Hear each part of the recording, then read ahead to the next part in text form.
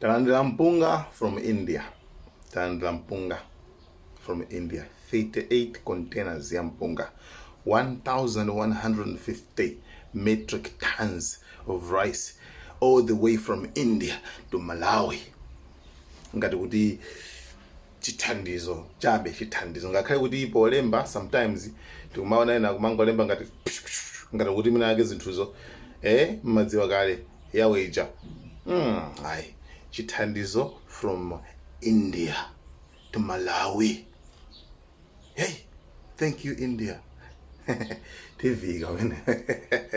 Anyway, you know sometimes tumamva kwambiri ngati mai Jessica Bwila mai JK apa sana bange sana bwere kudzalobwa chifo yani before anadziwa kale kuti I think akozokhala kuti eyeglass. By the way, anowaga ma Indians pamene amatumiza mpunga umenewo pa 7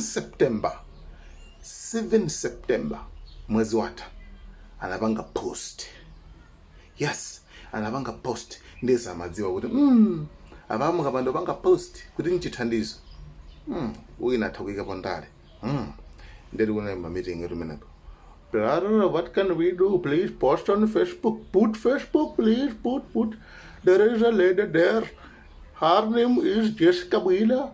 She will politicize it. She will scream. Hey, we are not going to have us. Let's just, Anyway, that was just a joke. Kumano, mpunga ucha litu wafika zulo kulilongwe. Kujoga litu kudzera pa train yomwe ija litu Nacala whatsoever what. Guys, ndi mpunga ucha wafika kwatsala pano ndikuvika kwatsala pano ndikubwira 38 containers 1,150 metric tons. Guys, if you're doing good, thank you so much. That's the first one. Second thing, nkhani yokhuzana ndi achinyamata guys mandanoshu Benjan Kalua Fredox amene you are interested once interest yofuna kubikisana nawo ku convention pa kukhala ngati president wa UDM akasankha arobetika mwayi kusankhidwa mene kuja ndiye kuti iye ujayo azayima nawo bandana ndawo ma president wa mdziko la Malawi kuti tikamvotera votera Fredox ngati president 2025. Wow, come on, man. It's like, serious, right? Come on, listen to me, guys. For this one, listen to me. Fredox, ndiri wayamba initiative ya bwino kwambiri. Izizi ndizimezi kufunikirira. Guys, even ku Africa kuno ma president amene akuchita bwino. Basiru Faye aku Senegal 44 years and Ibrahim Traore banoba 36 years. Uyu Benjan Kalua and the Fredox and zaka 38. Chabwino. Ma president amene akuchita bwino mbozi ndi anawa. Manifested ndi anawa. Tufuna mbewa ya nyuwani. I know, amene amafoketsa kwambiri zinthu, amene amapoketsa kwambiri ya zinthu. Amakhala anthu akulu. Ayi, muona ngati president wa masewelete, muona ngati president anakayankhula zomwezo kuchinoko kuma ngati ku Senegal kapanaso ku Burkina Faso, anakayankhula zomwezo. Njani mipando yungu ipanira akulu okhaokha. Sizinakasintha. Remember kuona kuti anthu akulu ali ndi maganizo achikalekale. System ya utsamunda inawalowa mutu.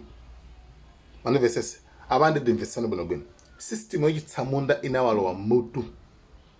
Ndiye no kusintha kutuluka kumene koko zimavuta. Kuti apange coup ndi generation imene ilipo zimakhala nzovuta kwambiri. That's why amangwenda momwemo. Mina nkendela kalemo. Zomwe zongodalira kupemphazo. Zomwe zokhazo ka system sisintha chifoti iwo ajawo magazi awo ndachikale system yachikale komano once mukalowetsa magazi a new one ma Gen Z amene tikuwafuna panopa mupeza kuona kuti zinthu zimakhaza kusintha. Ndiyeno achinyamata tisakhale oyambirira kumfoketsa mtchana uja kuti hey mwakuti we should just appreciate kuti wachinyamata mmodzi walowelera afuna wayambapo, you understand, kusogoloko ntofuna anyamata ambiri.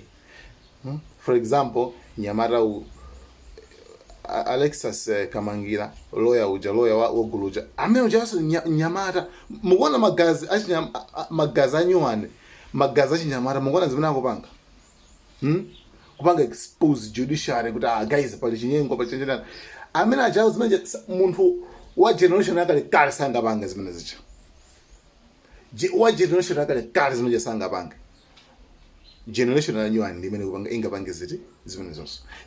That's why tikufuna generation ya nyuani magazi a nyuani amene tikudziwa zinthu zimene zikuyendera panopa komanso tikudziwa tilibe system yachikale ya utsamunda yayi. Tufuna generation ya nyuani. Okay, ndo basaniso ni video imene today Alexis Kamangira afuna abanga expose afuna chule maina anthu amene akuchita chinyengo mu judiciary lero limene lolo.